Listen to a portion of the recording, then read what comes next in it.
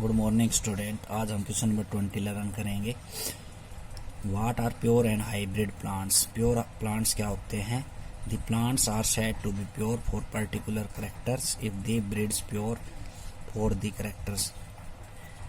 Plants को हम pure कब कहेंगे? जब उसके जो पर्टिकुलर करेक्टर्स हैं, गुण हैं, दे ब्रीड प्योर, उनके ब्रीड हैं, बीज हैं, वो प्योर हैं, शुद्ध हैं, फॉर दैट करेक्टर, उसके करेक्टर के लिए।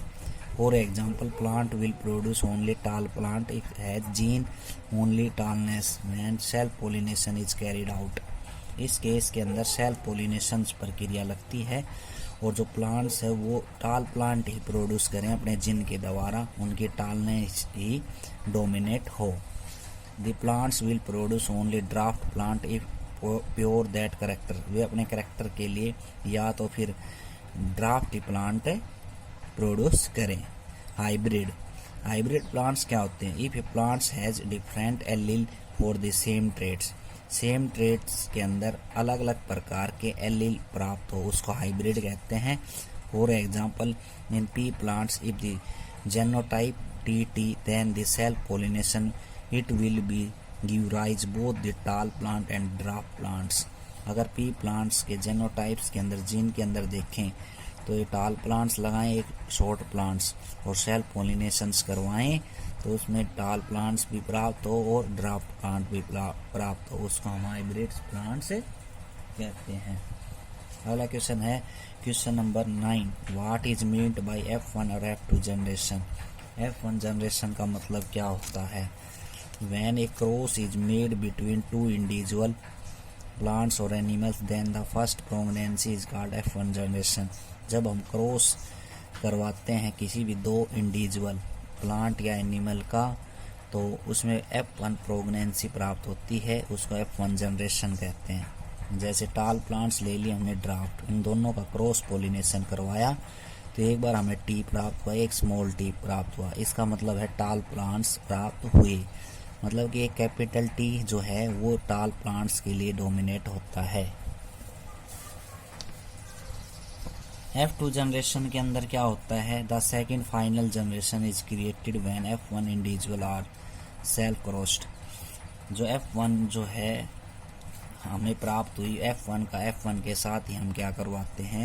क्रॉस पोलिनेशंस करवाते हैं। जैसे टी हमें प्राप्त हुए और टी इसका सेल्फ पोलिनेशन करवाया, तो एक तो कैपिटल टी यहाँ से हमें प्राप्त होगा, तो इस साइड से भी कैपिटल टी प्राप्त होगा, मीन्स दोनों टाल प्लांट्स होंगे। अगर एक कैपिटल इधर से प्राप्त हो रहा है, इधर से स्मॉल आ रहा है, तो भी टाल प्लांट्स होंगे। लेकिन इधर से कैपिटल टी आ रहा है और इधर से स्मॉल टी आ रहा है, तो भी टाल प्लांट्स होंगे। और इधर से भी स्मॉल टी आ रहा है और इधर से भी स्मॉल टी आ रहा है, तो ड्राफ्ट प्लांट होंगे। कैपिटल टी अगर एक बार आ जाता है तो वो डोमिनेट होता है टाल प्लांट्स के लिए। Question number 22। Difference between mono hybrid and D hybrid cross. Mono hybrid और डी हाइब्रिड क्रॉस में क्या अंतर है? मोनो हाइब्रिड क्रॉस का मतलब होता है the cross which involve study of inheritations of single characters only.